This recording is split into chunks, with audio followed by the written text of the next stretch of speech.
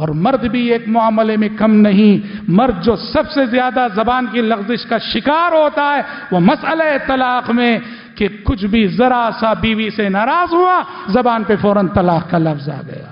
بیوی پہ کچھ غصہ آیا فوراً زبان پہ طلاق کا لفظ آ گیا اور طلاق پکار دیا, طلاق کہہ دیا اور بعد میں بیٹھ کے پچھتاتا ہے. طلاق کے فیصلے یہ غصے میں کیا جانے والا فیصلہ نہیں. طلاق کا فیصلہ ٹھنڈے مزاج سے کیا جانے والا فیصلہ ہے, غصے میں کیا جانے والا فیصلہ نہیں. اور معاشرے میں ہوتا کیا ہے, سب غصہ آیا میں نے طلاق دے دیا. یہ انسان مرد کی نادانی ہے اور مردوں کی جانب سے ہونے والی جہالت ہے. یہ طلاق غصے میں نہیں, طلاق دور اندیشی, دور تک سوچ کر اور ٹھنڈے مزاج سے لیا جانے والا فیصلہ ہے. آج مردوں نے اسے کھلواڑ بنا رکھا ہے. سالن میں نمک کم ہو گیا, طلاق کی دھمکی. بیوی سے کوئی چھوٹی لغزش ہو گئی, طلاق کی دھمکی. طلاق کو ایک دھمکی بنا رکھا ہے. بات کرے زبان پہ طلاق طلاق طلاق. یہ سب زبان کا شر ہے. اس سے ہوشیار رہنا چاہیے. ہمارا گھر اس سے تباہ ہوتا ہے, ہمارا خاندان اس سے تباہ ہوتا ہے, ہمارے بچے اس سے تباہ ہوتے ہیں, ہماری نسلیں اس سے تباہ ہوتی ہیں. من كان يؤمن بالله واليوم الاخر فليقل خيرا او ليصمت. پیارے نبی کی وصیت ہے. یہ زبان کہا واقعی تم اللہ پر اور یوم آخرت پہ ایمان رکھتے ہو تو یاد بولنا ہو تو صحیح باتیں بولا کرو, صحیح استعمال کرو زبان کا, یا پھر خاموش رہو. خاموشی یہ بہت سارے برائیوں سے نجات ہے. خاموشی میں عافیت ہے. خاموشی آپ کو بہت سارے گناہوں سے بچا لے گی. تو لہٰذا یا تو خاموش رہو یا بولو تو اچھی بات کرو, اچھی گفتگو کیا کرو.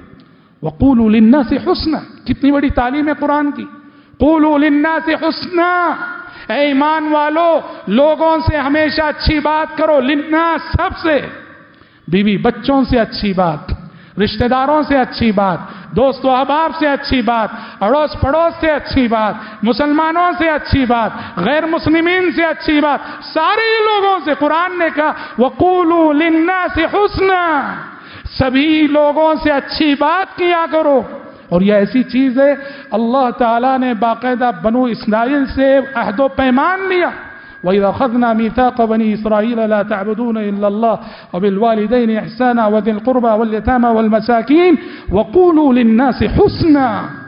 تو زبان کا سلیقہ, زبان کا قرینہ, زبان کا ادب, زبان کی مٹھاس, گفتگو کی حلاوت, یہ ایمان کا لازمی تقاضا ہے.